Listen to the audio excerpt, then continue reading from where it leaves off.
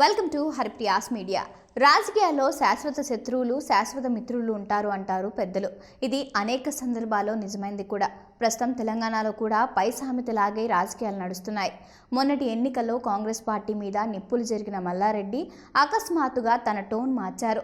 Social మీడియాలో వివాదాస్పద వ్యాఖ్యలు చేస్తూ ట్రెండింగ్లో ఉండే ఆయన ఒక్కసారిగా శాంత స్వరూపుడిగా రూపాంతరం చెందారు. అంతేకాదు కాంగ్రెస్ పార్టీకి ఒక్కసారిగా సపోర్ట్ చేస్తానని ప్రకటించారు.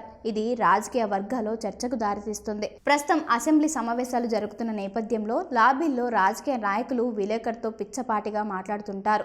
ఈ క్రమంలో క్యూ న్యూస్ అనే యూట్యూబ్ ఛానల్ నిర్వహించే తీన్మార్ మల్లన్న అలియాస్ చింతపండు నవీన్ మల్లారెడ్డి కలుసుకున్నారు. సహజంగానే మల్లారెడ్డి అంటే చింతపండు నవీన్ ఎగిరి పడుతుంటారు.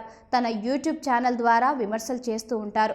మల్లారెడ్డి భూ కబ్జాలు చేశాడని, అతడు చేసిన భూదందాలకు సంబంధించిన వివరాలు తన వద్ద ఉన్నాయని పలుమార్లు తీన్మార్ మల్లన్న ప్రకటించారు. అంతేకాదు మల్లారెడ్డి బాధితులతో మాట్లాడాడు కూడా.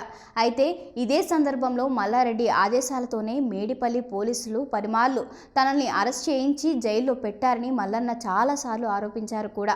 ఒకానొక దశలో మొదటి ఎన్నికల్లో మేడ్చల్ నియోజకవర్గం నుంచి పోటీ చేయాలని మల్లన్న చివరి నిమిషంలో తన నిర్ణయాన్ని రద్దు చేసుకున్నాడు.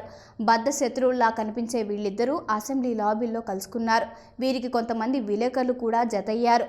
సందర్భంగా పలు ప్రశ్నలు సంధించారు. వాటికి మల్లారెడ్డి కూడా తన స్టైల్లో సమాధానం చెప్పారు. కాంగ్రెస్ పార్టీకి తన మద్దతు ఉంటుందని, రాజకీయాల్లో మాత్రమే శత్రువులమని, బయట మాత్రం మేము స్నేహితులమని మల్లారెడ్డి విలేకరులు అడిగిన ప్రశ్నకు సమాధానం చెప్పారు. అంతేకాదు గత ఎన్నికల్లో తీన్మార్ మల్లన్న తనపై పోటీ చేస్తే ఏదో ఒక మల్లన్న అసెంబ్లీలోకి అడుగు పెట్టేవాడని వ్యాఖ్యానించారు. నేను తీన్మార్ మల్లన్న పాలు అమ్మి ఇక్కడి దాకా వచ్చామని, మా ఇద్దరిది పాలకులమని మల్లారెడ్డి చమత్కరించారు.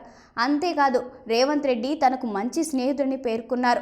వాస్తవానికి కాంగ్రెస్ పార్టీ మీద తీవ్ర విమర్శలు చేసే మల్లారెడ్డి కాంగ్రెస్ పార్టీ అధికారంలోనికి వచ్చిన తరువాత ఒక్కసారి ఆ మాట మార్చడం పట్ల రాజకీయ వర్గాల్లో చర్చ మొదలైంది.